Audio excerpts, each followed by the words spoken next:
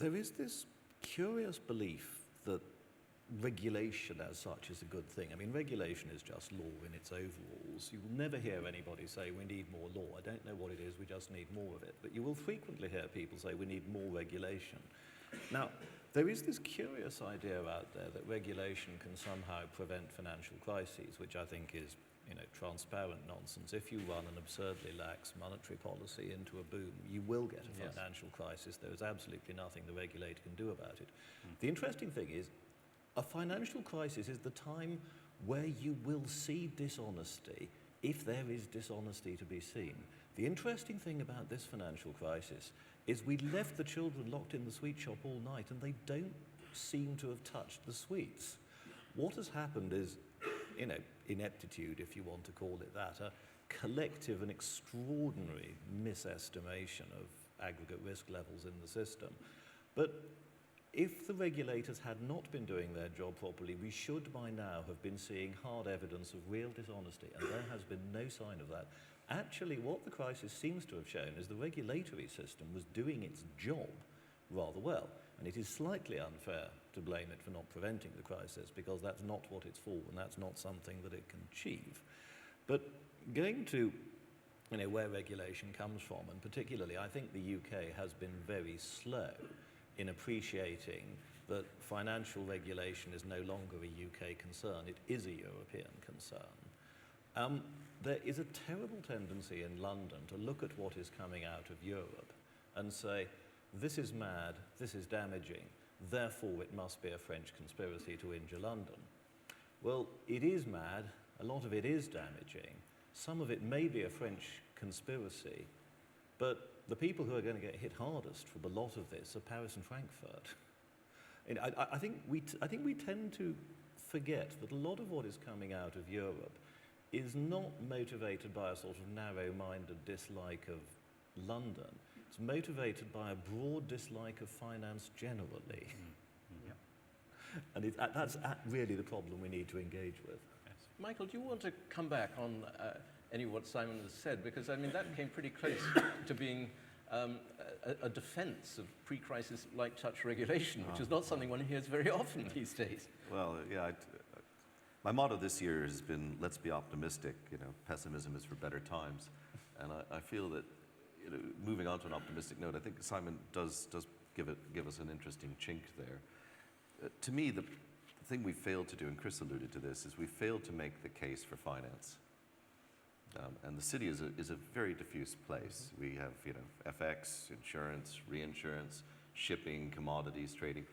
We've allowed what is effectively a complicated interaction of, and I do think regulators have some blame, but I think it's a complex system that's fallen apart. Fractional reserve banking, regulation, oligopoly in the case of British banks, where we have a problem in the banking industry.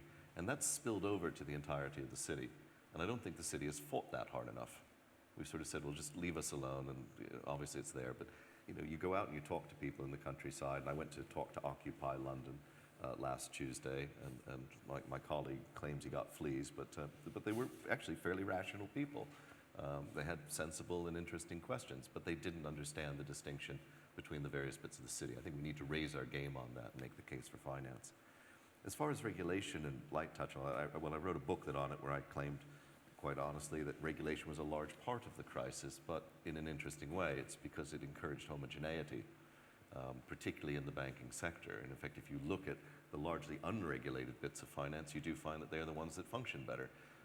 And this is no different than Andrew Tyree, who wrote a piece back in 2000 on Leviathan at Large, where he pointed out that the FSA not having a remit for competition was going to lead to further oligopoly, and that this would be the areas that you would see the system fail in. And broadly speaking, that's been the case. It's been where the system has a high degree of concentration, typically characterized by lack of competition.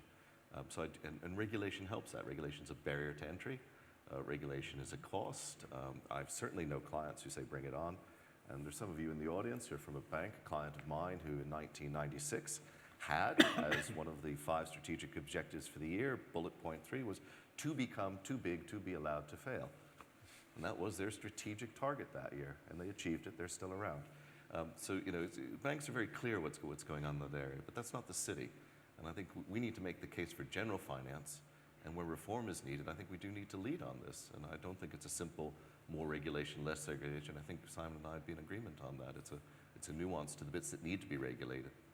Simon, could I just pick you up on one further point, which is that I entirely agree with you that the tide of monetary policy is infinitely more important than regulation. Regulation can't stop financial crises if it's running against monetary policy. But what regulation does do, palpably, is to shift business from one centre to another because of regulatory arbitrage responding to these signals.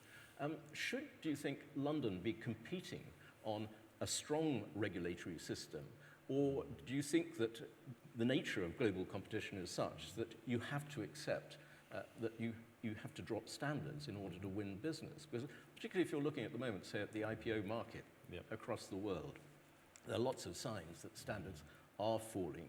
There's a huge degree of regulatory arbitrage, including some very curious arbitrage between China and New York Stock Exchange and NASDAQ, which is partly based on the fact that the NYSE and NASDAQ have less strong regulation against related party transactions than you get in Hong Kong.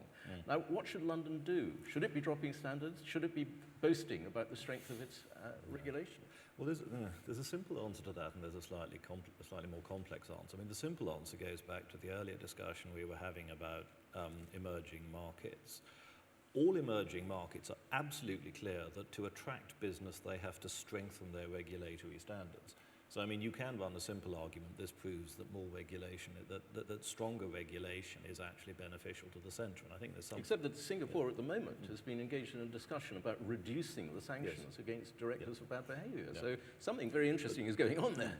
But I mean, the slightly more sophisticated answer is that you have to look at regulation really on a sort of 2x2 grid, and you can place any individual rule. And one axis is, you know, does it actually achieve anything useful? And the other axis is how onerous is it to comply with. Now, because no regulation is ever repealed, every financial centre has a clump of stuff in the achieves very little but costs a fortune box. When people talk about deregulation, what they generally mean is getting rid of what's in that quadrant. And sort of intelligent regulation, if you like, involves trying to migrate as much of your system as possible from sort of the top left, you know, cost of fortune doesn't achieve very much. Many people would say an awful lot of SEC regulation was in that box, down towards the easier to comply with and actually achieves rather more quadrant. And you know, the final point is, when we talk about regulation, remember what you are talking about is a complex of several thousand rules. So at any given time, you will have a scatter all over that chart. And from time to time, there will be one particular rule that causes immense pain and gets itself changed or altered. So the fact that, you know, one or two rules are being changed in one or two particular directions is an essential part of the way you run a system. But it makes it quite hard to sort of plot regulatory systems on a simple graph between sort of higher and lower, just because it's more complicated than that.